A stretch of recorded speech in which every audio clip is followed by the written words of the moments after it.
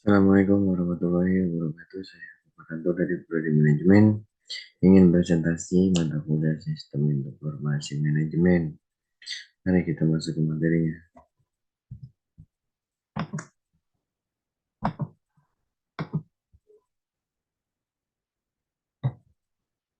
Satu, enter subtitle. Dua, enter subtitle.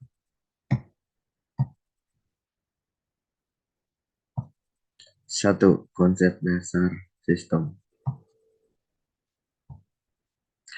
Sistem dapat dijelaskan dengan pendekatan secara komponen dan prosedur. Apabila komponen dalam sistem ada yang tidak teridentifikasi atau satu saja, maka akan gagal dalam menjelaskan sistem itu dengan baik dan sistem tersebut tidak akan mencapai tujuannya. Dua, tujuan sistem informasi.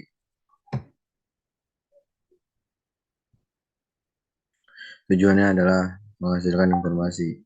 Ingat, informasi adalah data yang diolah menjadi bentuk yang berguna bagi para pemakainya.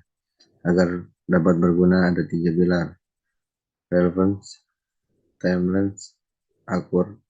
Output yang tidak didukung oleh ketiga pilar ini tidak dapat dikatakan sebagai informasi yang berguna, tetapi merupakan garbage atau sampah. Tiga komponen-komponen sistem informasi. Satu, komponen input.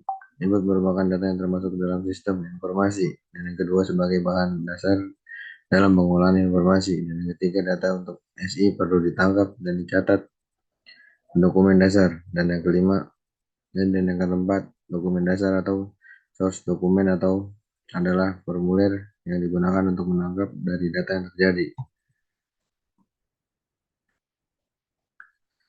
4. Fungsi dokumen dasar.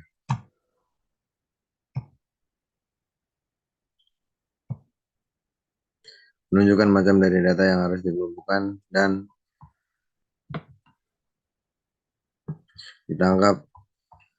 Satu, data yang dicatat dengan jelas, konsisten, dan akurat. Dua, mendorong lengkapnya data, misal data akuntansi yang disebut satu persatu di dalam doc dasarnya. Dan ketiga, bertindak sebagai pendistribusi data karena sejumlah tembusan dari formulir tersebut dapat diberikan kepada individu ataupun departemen yang membutuhkan.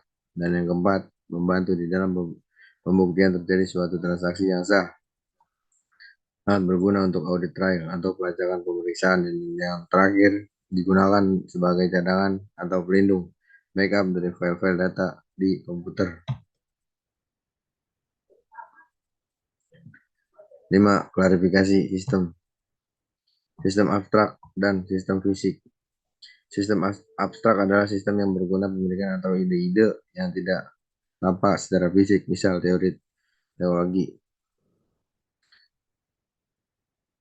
Sistem fisik adalah sistem yang tampak berupa fisik, misal sistem komputer, dan yang kedua alamiah dan sistem pembuatan manusia. Sistem alamiah adalah sistem yang terjadi melalui proses alam, tidak dibuat oleh manusia, misal sistem tata surya. Dan yang kedua, sistem buatan manusia adalah sistem yang dirancang oleh manusia, misalnya sistem komputer. Dan yang keenam, karakteristik sistem.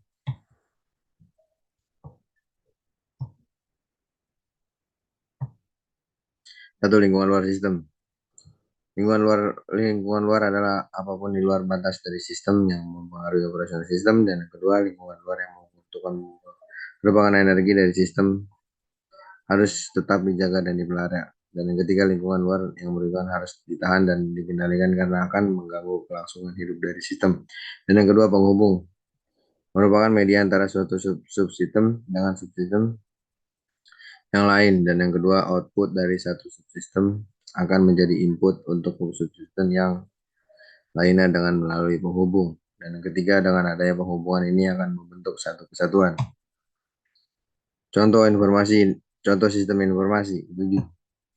Sistem reversi penerbangan digunakan dalam biro perjalanan untuk melayani pemesanan atau pembelian tiket.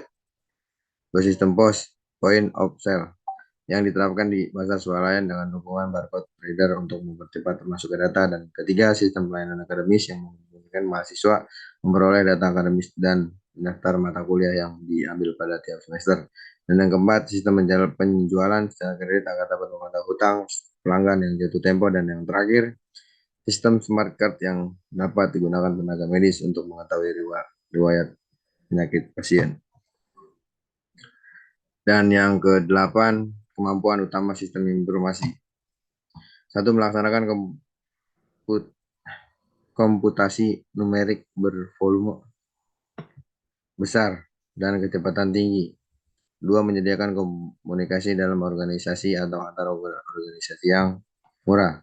Tiga, penyimpanan informasi dalam jumlah sangat besar dalam ruang yang kecil tetapi mudah diakses. Empat, umumnya informasi yang sangat banyak di seluruh dunia dengan cepat dan murah.